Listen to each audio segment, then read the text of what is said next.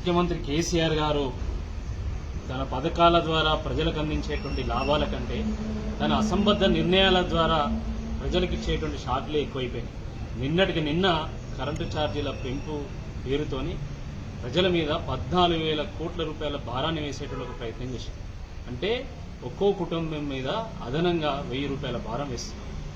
పోనీ ఇది సహజంగా వచ్చినటువంటి పెంపు అయితే ఇబ్బంది ఏం లేదు. కానీ రాష్ట్ర ప్రభుత్వము తాను చెల్లించాల్సినటువంటి 12,000 కోట్ల రూపాయల బకాయిలు డిస్కాంలకు చెల్లించకపోవడం వల్ల ఆ భారాన్ని మొత్తం కూడా ప్రజల మీద మోపేటువంటి ఒక ప్రయత్నం చేస్తున్నారు.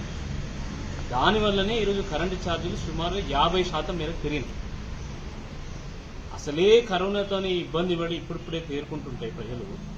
వాళ్ళ మీద 1,000 రూపాయల అదనపు భారము, డెవలప్మెంట్ ఛార్జెస్ పేరు మీద ఒక్కో కుటుంబం మీద సుమారుగా 5,000, 6,000, 8,000 రూపాయల అదనపు భారం మోపితే అసలు ప్రజలు ఏ విధంగా తేరుకోవాలి? ఎక్కడి నుంచి కడతారు ప్రజలు? కొంచెమన్నా బుద్ధి ఉండాలి కదా. అసలు ఒక్కొక్కరి ఇన్కమ్ కూడా కనీసము నెలకు 3,000, 4,000 లేదు. నువ్వు ఒకటేసారి డెవలప్మెంట్ ఛార్జెస్ మీద 6,000 రూపాయల భారం వేస్తే ఎట్లా వాళ్ళు భరించేటువంటి ఒక పరిస్థితి ఉంటుందో ఒక్కసారి చెప్పాల్సినటువంటి అవసరం ఉంది. నీ అసంబద్ధ నిర్ణయాల వల్ల నిజామాబాద్లో నీ బిడ్డకు కరెంటు తీసేసి ఊడగొట్టినా కూడా ఇంకా సిగ్గురాదు.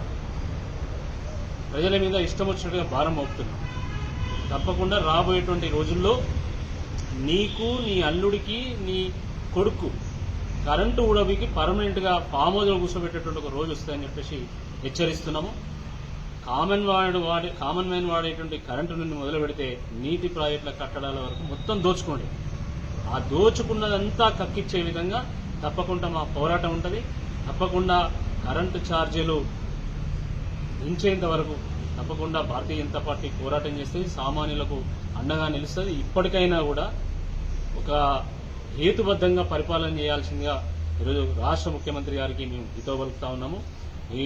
ఏదైతే తూకలేని పిట్ట ఎట్లయితే ఎగురుతుందో అట్లా పైసలు లేకుండా ప్రభుత్వం పథకాలు ప్రారంభించడం వల్ల ఈరోజు మొదటికే మోసం వచ్చేటువంటి ఒక పరిస్థితి వచ్చింది.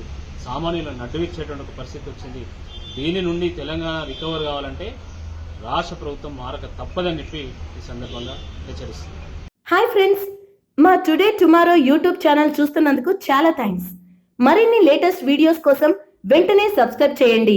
అలాగే ఈ బెల్ ని కూడా రింగ్ చేసేయండి. మా నోటిఫికేషన్స్ అన్ని మీ మొబైల్లో వస్తాయి. అలాగే మా వీడియోస్ మీకు నచ్చితే లైక్ చేయండి, షేర్ చేయండి, నచ్చకపోతే కామెంట్ చేయండి.